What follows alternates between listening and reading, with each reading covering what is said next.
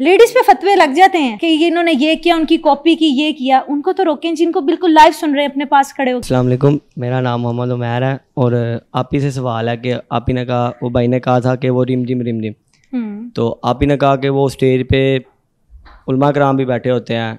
आप ही ने दो का नाम लिया, इमरान आसी और पीर अजमल रज़ा काजी साहब। कोई भी तो ये दो का आपने लिए, लेकिन पीर अजमल रज़ा काजी साहब ने ये वाज़ेह यानी शरीयत है, उन्होंने किया कि भी औरत की आवाज़ का भी पर्दा है। औरत का पर्दा तो है लेकिन उसकी आवाज़ का भी पर्दा है। तो उन्होंने ये बात, और आप ही ने कह दिया कि वो खुद उधर बैठे होते हैं, लेकिन वो इस तरह मैंने ये आपसे कहा, आपने मेरी बात ठीक नहीं सुनी, दोबारा आगाह करती चलूं। मैंने आपसे ये कहा कि जब वो उधर बैठे होते हैं, स्टेज पे कारी शाहद पढ़ रहा होता है, आज़म कादरी पढ़ रहा होता है, शहज़ाद मदनी साहब होते हैं, शहबाज कमर फरीदी साहब होते हैं, बहुत सारे नातख़्वां होते हैं। तो वो जब रिमझिम कर रहे होते हैं, मनम गुलाम में कर रहे होते हैं, रंग रंग कर रहे होते हैं, अली के कलाम पढ़ रहे होते हैं, तब वो उठ के क्यों नहीं उनको रोकते? ये चीज़ गलत है, ना करो। रुकना चाहिए ना। लेडीज पे फतवे लग जाते हैं कि ये इन्होंने ये किया, उनकी कॉपी की, ये किया। उनको तो रोकें जिनको बिल्कुल लाइव सुन रहे हैं अपने पास खड़े होकर। उसी वक्त रोक देना चाहिए ना, फिर अगर बैठे हुए हैं तो रोक देना चाहिए। और वो बकायदा ऐसे बैठे होते हैं और उन पे भी बारिश हो रही होती है। हाँ, वो खिदमत उन पे भी हो रही होती है, वो ऐसे बैठे हो रही होती है।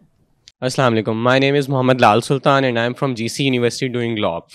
मेरा क्वेश्चन ये है कि आप जैसे बायोटेक्नोलॉजी की स्टूडेंट रही हैं, आपने बैचलर्स किया और अब आपका एमफिल का आगे इरादा है, तो मेरा क्वेश्चन ये है कि एमएस का मेरा क्वेश्चन ये कि आप आगे नात को या नात ख्वानी को एज अ प्रोफेशन क्यों लेके जा रही हैं? आप अपनी फील्ड में क्यों नहीं जाना चाह रही?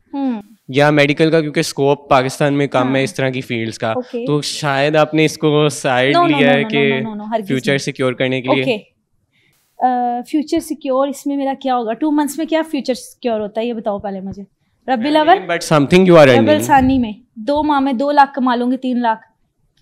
वो भी आईफोन ले लिया, बात खत्म। गाड़ी ले ली, बात खत्म।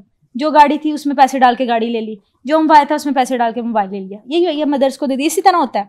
लेकिन मेरा ये फ्यूचर इसलिए, थोड़ा इधर देखिए, मेरी तरफ देखिए बात। ओके, उनका ये सवाल है मेरे से कि मैं बायोटेक्नोलॉजी छोड़ के इस तरफ, हाँ बायोटेक्नोलॉजी ना तो मैंने छोड़ी है।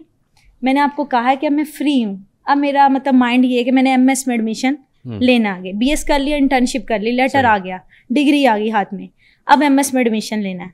अब वो चीज़ भी तो मैं साथ कर रही हूँ। मैंने आपसे कब कहा कि मैं वो चीज़ छोड़ के नात ख्वानी की तरफ ही बस जा रही हूँ? ठीक, लेकिन कितने पैसे आपने इससे मैं कमाए लाइफ में? टोटल तोहफा, खिदमत, टोटल मैंने फोन ही बदले, आईफोन 11 से लेके 16 तक आ गई। सही बताऊं तो मैं झूठ बोलूं, फोन ही बदलती हूँ हर साल मैं। ठीक। और गाड़ी भी ले ली आपने?